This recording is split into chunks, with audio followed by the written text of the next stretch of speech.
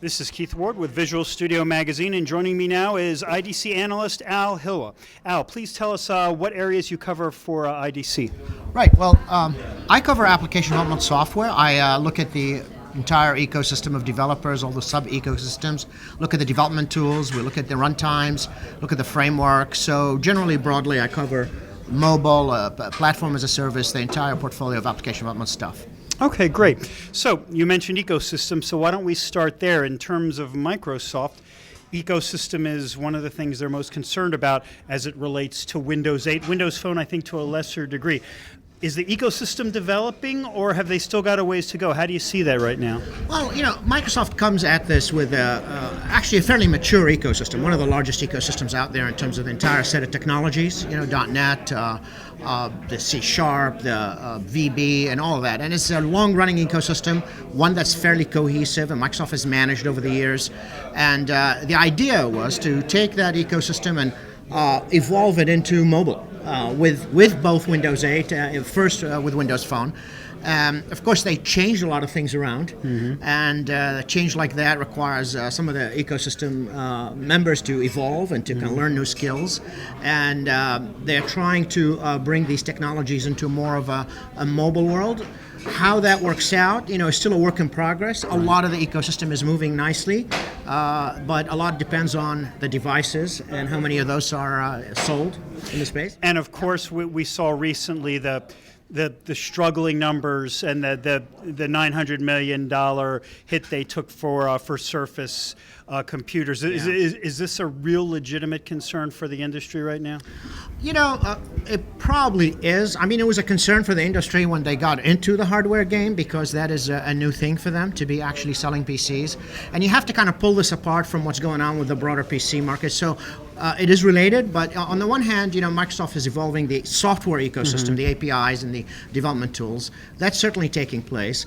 But there's also its venture into hardware and their intent to sort of do what Apple is doing in the market. And that's a whole other thing. And that certainly hasn't worked out real well, while the other one is still got a longer time frame to work out, right? But I think on both sides, the way this business works is you try and you try again, and Microsoft is well known for not getting it right until the third time. So that's pretty common strategy for them to fail a couple of times before they get it right. And not giving up, and it certainly seems from the indications we have seen that they are committed to Windows 8, Windows Phone 8, no matter what. Would you agree? Yeah, they appear to be committed to the phone, and really it makes perfect sense, because it's really hard to differentiate the phone from the tablet platform these days. Most of their competitors have essentially one platform that spans all these screen sizes. So now they have to figure out which cards to play with exactly. They have two different operating systems that run on Windows, on the ARM chipset. And the question is, is it going to be, are they going to evolve them closer together? Are they going to drop one? So that's probably creating a little anxiety in the ecosystem overall. And it's the fact that people have to build an application twice for a phone and for a PC may be a problem in terms of getting enough applications for either of them done. One source of anxiety right now among the Microsoft-specific development audience is .NET, which is the tool set that most developers who do Microsoft have, and they know it well. And I've heard a lot of concern among my readers that Microsoft might be wavering a little bit on their commitment, as so much of it now seems to be JavaScript, HTML. Should they be concerned? Probably not. I think .NET as a sort of a set of technologies, most of it survives already in the new form, the CLR, a lot of the underlying capabilities. In fact, the new Windows RT API is essentially a subset, a kind of a cleaned up subset of .NET. But you're correct, they've stopped talking about .NET in a big way. .NET has sort of multiple uses. One of them, a huge piece, is to use them as client-side application, like with WPF or with Silverlight, and that's certainly they're backing away from. So if you're a front-end mobile developer, you probably want to take a look at what they're doing and not think around .NET so much. But if you're a back-end server developer and you're running a lot of applications, business logic and database, very little really changes in that context for you, right? So .NET is still here to stay, and I think what I heard at Build is that they are actually talking more about it and reinforcing their commitment to it, and kind of trying to reverse some of that that you brought up. Right. Yeah.